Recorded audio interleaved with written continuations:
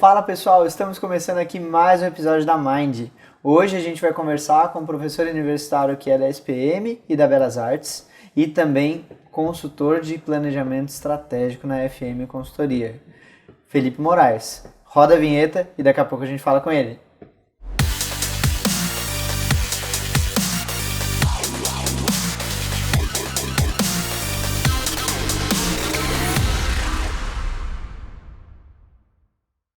Começando aqui com o Felipe Moraes. Fê. Valeu, Gui. Tudo bom? Cara, que bom te receber aqui. Fico feliz, que agradeço aí. Nossa, esse cara me deu aula na Impacta na época. Impacta na época. De planejamento. Comprei seu livro em 2015. Li umas 3 vezes já. Foi quando eu lancei, 2015 foi quando eu lancei. Exato. Aquele livro da capa azul, bonito. Exatamente. Quem não viu ainda o livro do Fê, vou colocar aqui embaixo. Quem não conhece ele ainda também, vou colocar os links dele. É a segunda edição, né, essa, né? Em 2009 eu lancei o primeiro, acabou, aí a Saraiva me chamou. A gente fez essa segunda edição. Em 2017 lançou a segunda edição da segunda edição. Nossa. Foram mais 2.500 e agora em dezembro eu tô lançando um de transformação digital. Mas esse... Transformação digital? Transformação digital. Caraca, agora, velho. Vamos ver. Vai lançar em dezembro? Dezembro já agora... Sabe. Não, a gráfica deve entregar, pelo que a Saraiva me falou, a gráfica deve entregar até semana que vem. Aí quando entregar, tiver o ok, aí eles têm uns 15 dias para organizar, mas a gente tá tentando pegar a data antes do Natal, tá. né? Veiculação aqui vai ser em 2020, então a gente já lançou o livro.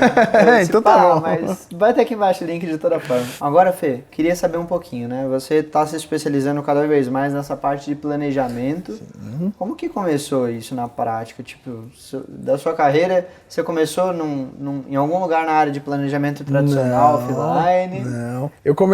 Eu fiz publicidade, né, na FMU, e eu comecei na carreira como todo publicitário, na criação. Né? Na época de faculdade, dá um pouquinho para trás, né? Na quarta, quinta, sexta série, eu estudava numa escola chamada Mobile e sempre tinha um concurso de redação. Então, todo mês você escrevia uma redação, a professora selecionava 5, você ia lá ler na frente e os alunos escolhiam a melhor. E eu sempre era um dos melhores. Então, assim, aí no final do ano ela fazia uma pasta. Então, as melhores redações ficavam uma pasta com 12. A minha tinha 5, 6, 7 redações eram minhas. Tá. E aí minha mãe e meu pai sempre falaram, pô, você escreve super bem e tal. Minha mãe começou a me incentivar muito mostrando entrevistas do Washington Oliveto. Então o Washington saía na Veja, dava entrevista na TV e tal. E eu comecei a gostar dessa brincadeira. E eu peguei e falei, bom, vou fazer publicidade. Aí uma amiga do meu pai era a diretora de criação da Thompson. Fernanda é o nome dela, esqueci o sobrenome. Ela era diretora de criação da Thompson. A gente se falou pelo telefone, nunca conheci ela pessoalmente. A gente se falou, ela me indicou uns cursos e eu fui fazer cursos de direção de arte. E aí, no primeiro ano de faculdade, eu só fiz curso. Fazia curso, assim, praticamente um por semana, vários cursos. E entrei no finalzinho do ano, em outubro, eu entrei numa agência para ser diretor de arte. Só que eu era péssimo diretor de arte. Horrível. Nessa época era o Photoshop 7? Photoshop 4. 4.5, eu achei as apostilas outro dia em casa. Nossa. Joguei fora, mas é o 4.5. Eu acho que não serve mais. Não, eu fiz o Photoshop, o Illustrator e o Quark Express, que depois morreu porque veio o InDesign. Caraca. Pra editoração era o Quark. Eu era péssimo. E aí foi engraçado porque nessa agência eu tinha 2 diretores de arte e um redator. Eu ficava muito mais perto do redator do que dos caras.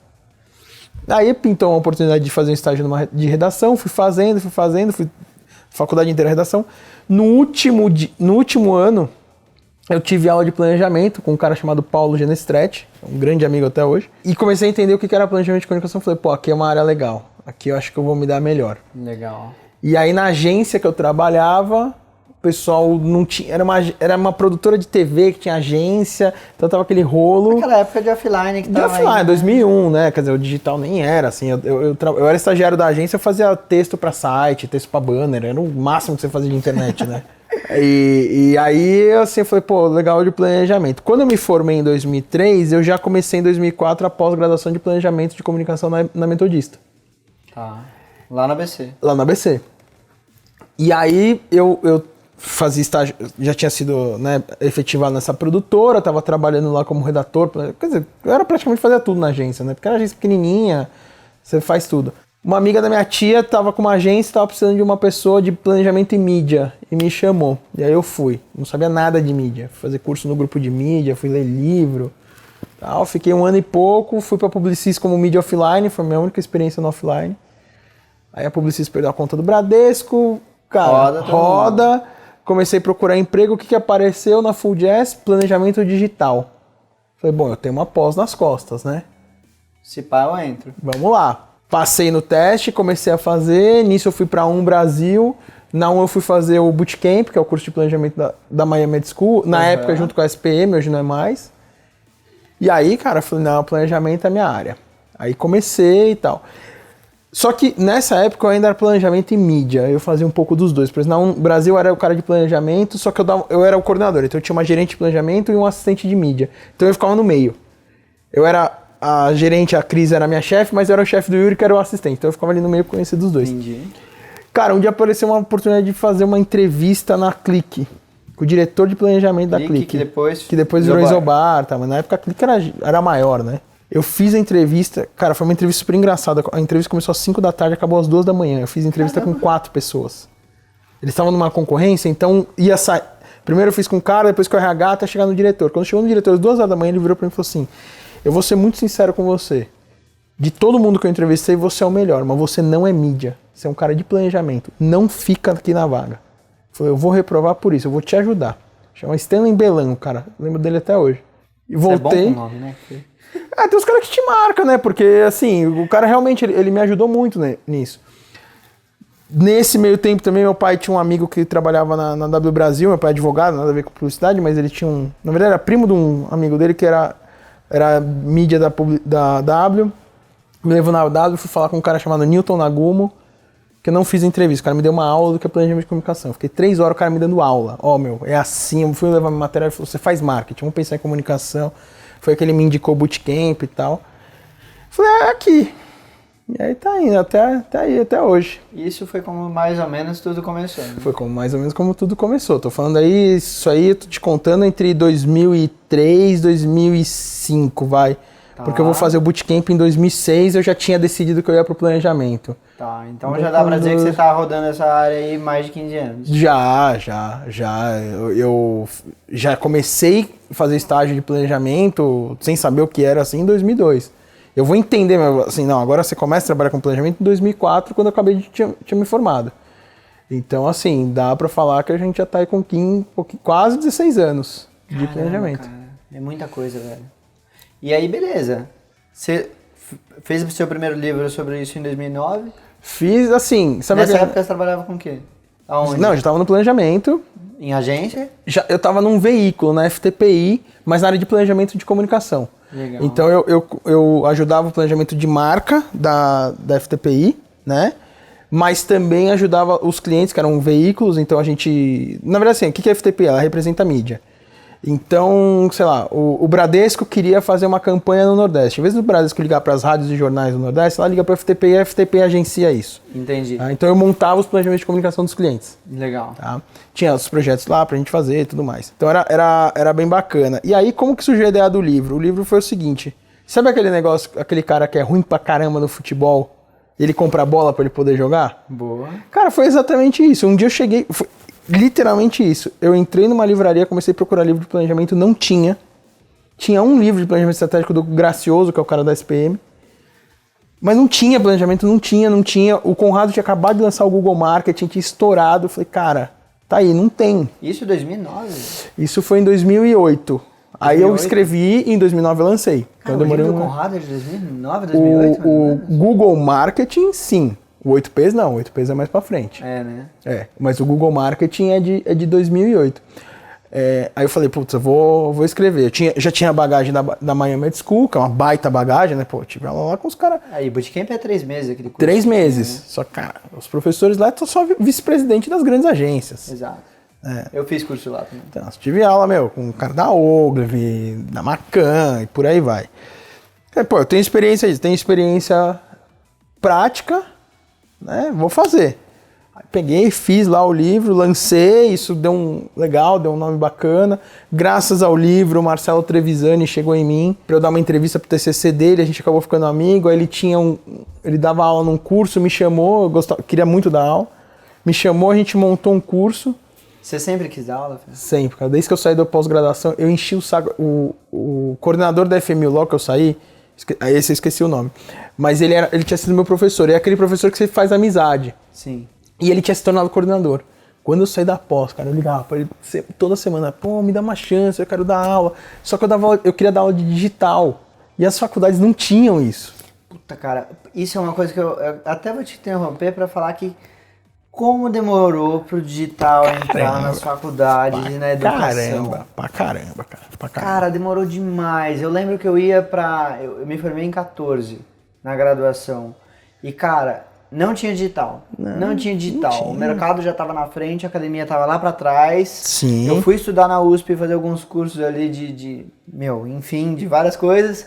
E, o digital, ele não tava na cabeça das pessoas. Não tava, cara. Não tava. Eu lembro uma vez, o Danilo Gentili nem era tão famoso. Eu lembro de um videozinho que eu vi, porque ele fez publicidade, né? O Danilo é publicitário. Ele falou que a faculdade estava tão atrasada que quando ele foi falar de plano de mídia, o professor dele questionou por que não tinha TV Tupi. Nossa. De tão atrasada. Lógico, brincando, mas era assim, né? Aí o Trevisan me chamou, a gente montou um curso, deu o curso, foi um baita sucesso, porque não tinha.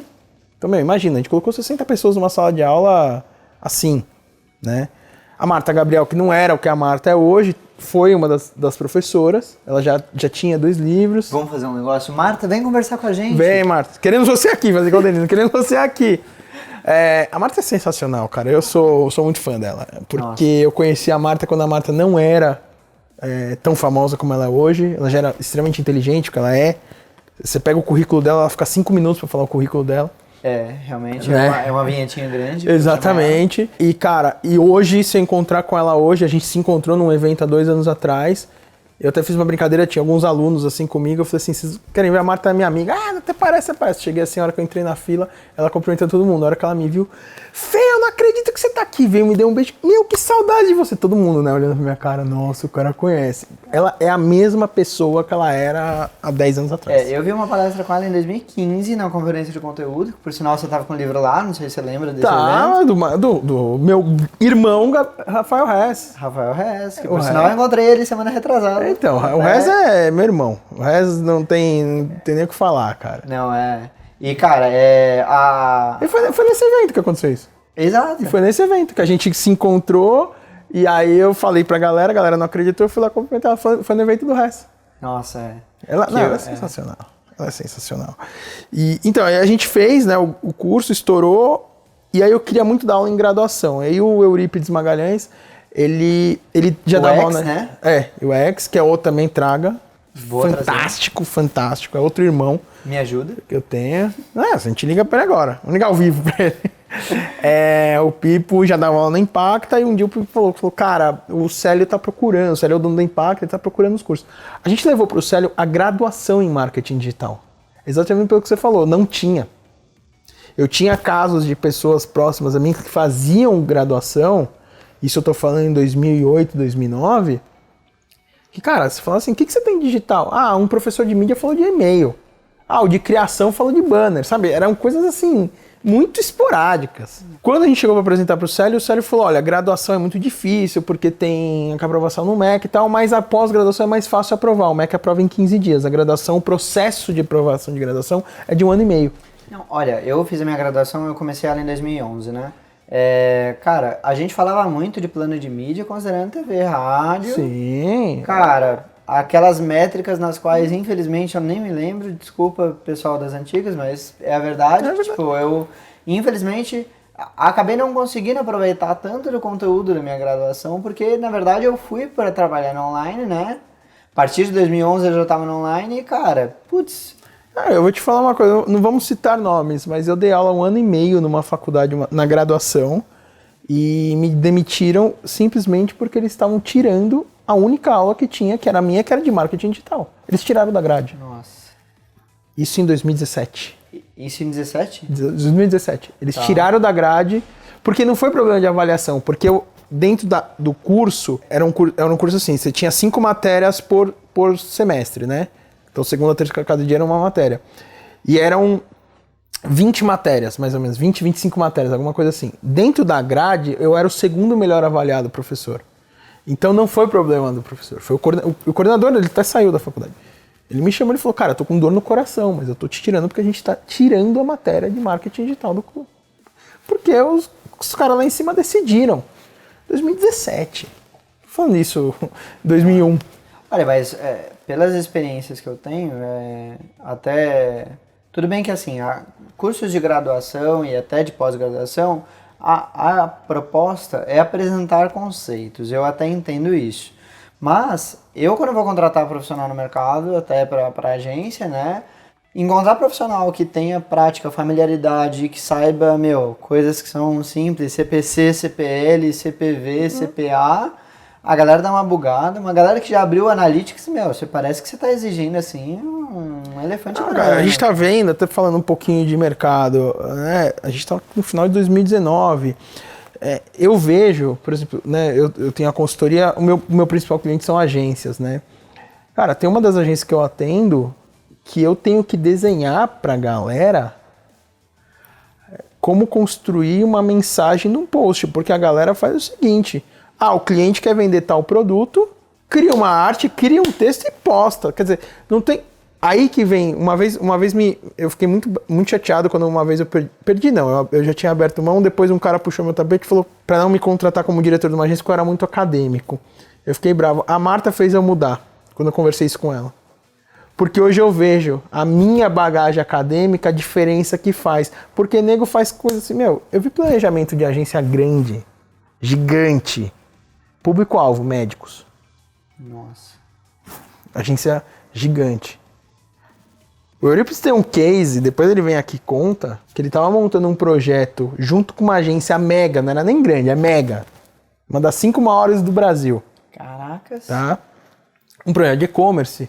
E quando ele meteu o slide de métricas, o diretor de planejamento falou assim, tira esse slide que o cara não quer saber, porque para e-commerce não precisa de métrica, pode tirar. Opa!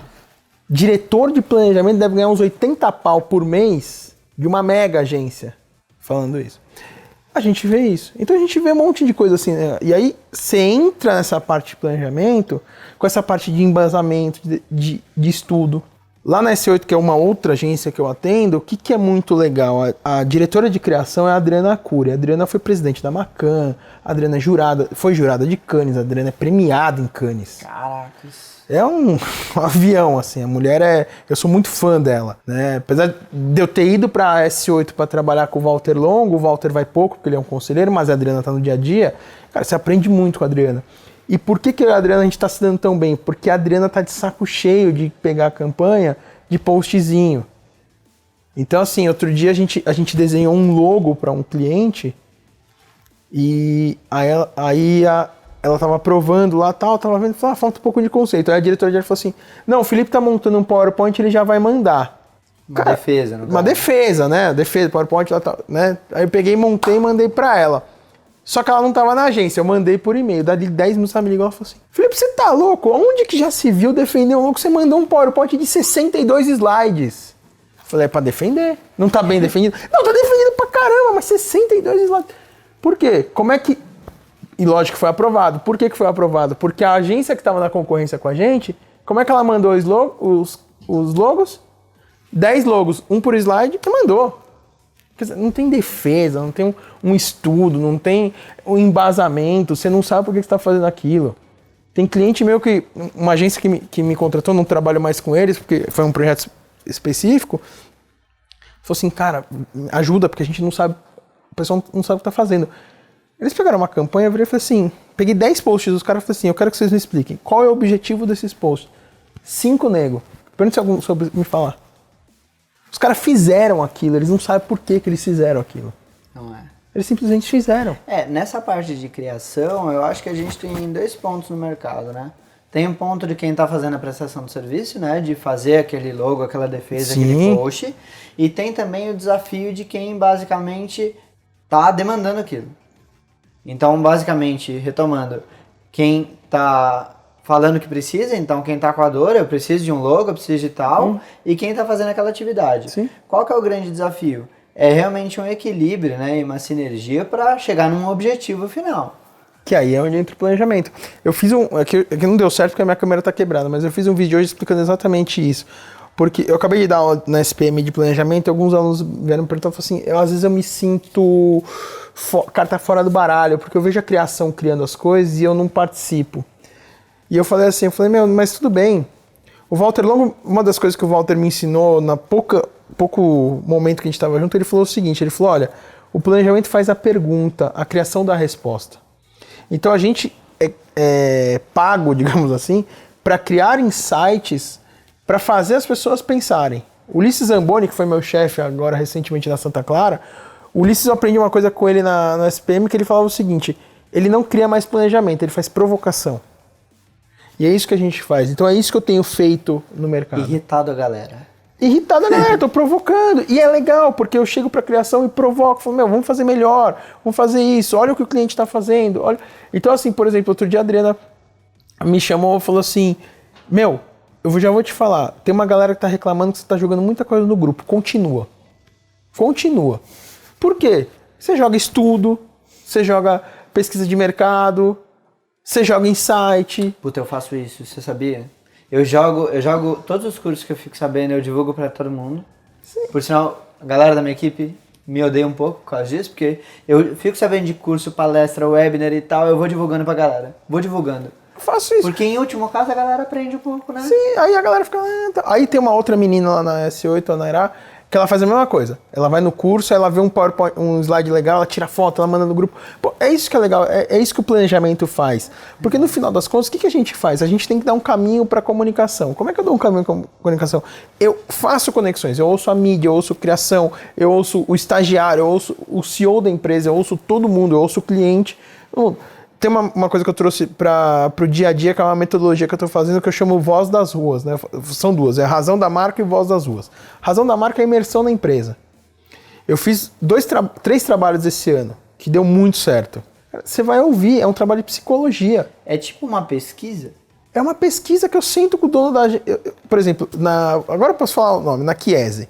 Chiesi é uma indústria farmacêutica. O que eu fiz? Eu consegui entrevistar, eu pessoalmente entrevistei 35 pessoas. Médicos, representantes e equipe. Tá. Os representantes, com o meu formulário, entrevistaram mais 150. Então, a gente tem 185 pesquisas para tomar algumas decisões. Tá? São 6 perguntas.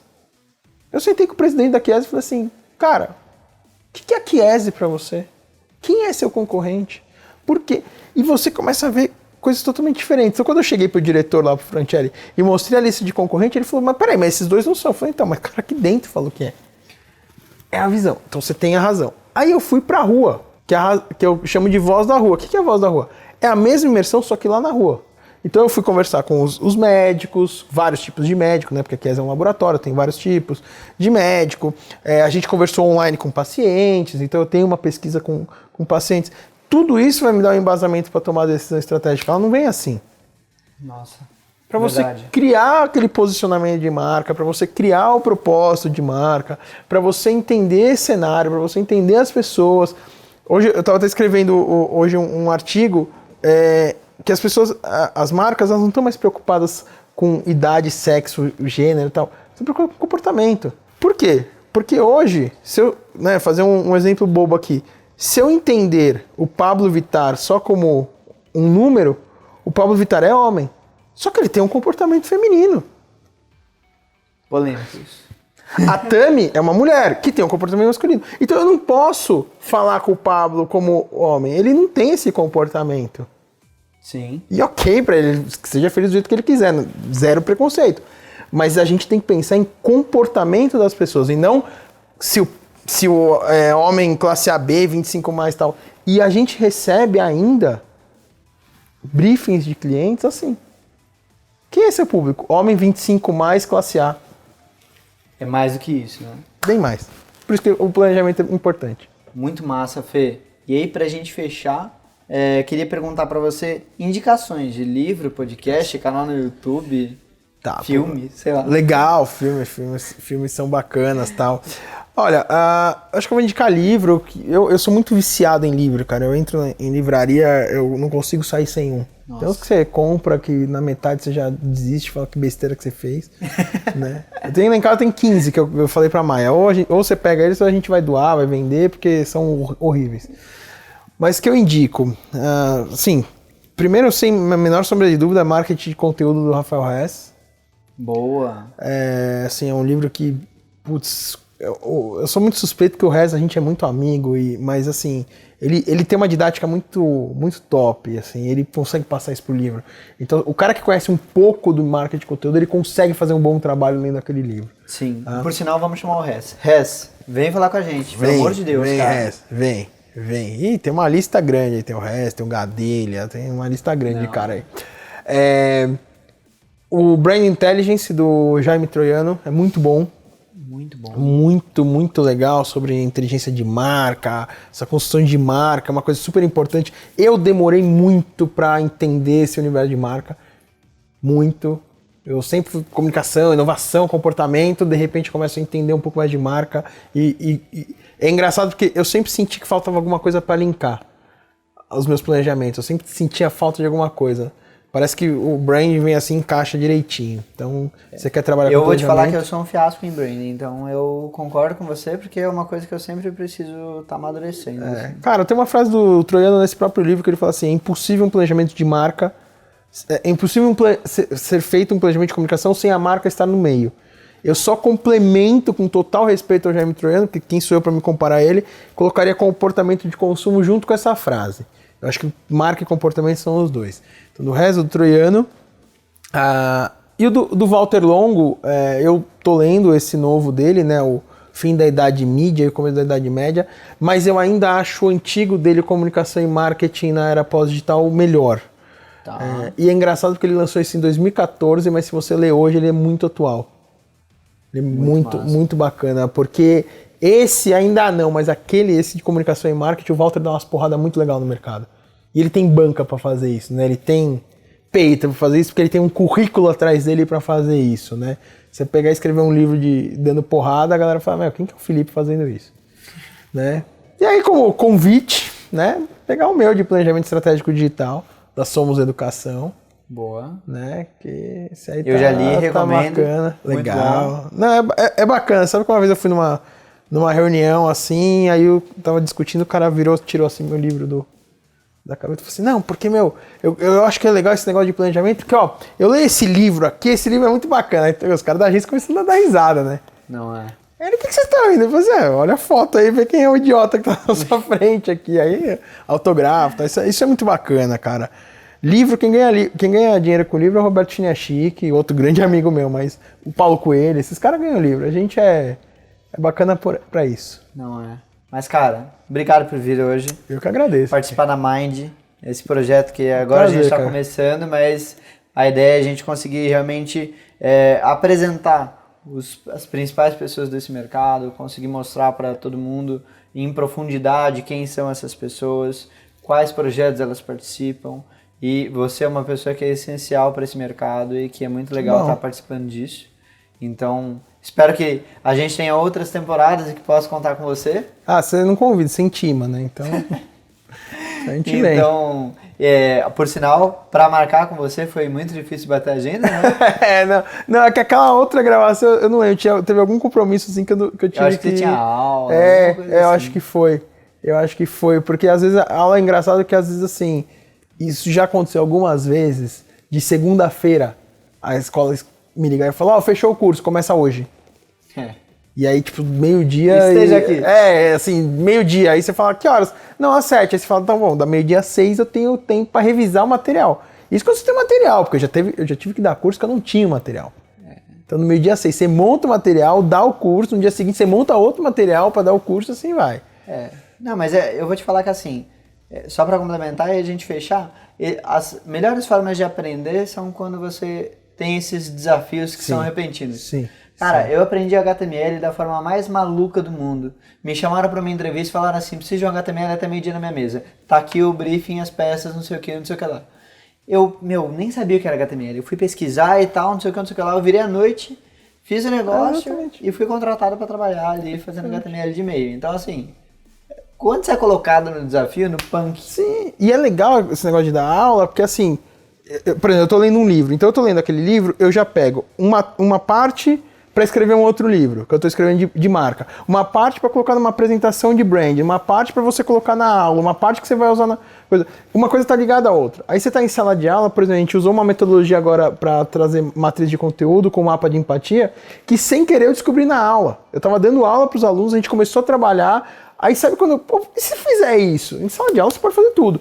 Se fizer isso, se fizer isso, cara, super legal, acabamos de criar uma matriz de conteúdo, ficou sensacional, o cliente pirou, usando mapa de empatia, uma coisa que eu nunca tinha imaginado fazer. Nossa, cara. Surgiu em sala de aula. Muito bom. Legal. Fê, Valeu, Gui. obrigado pelo papo.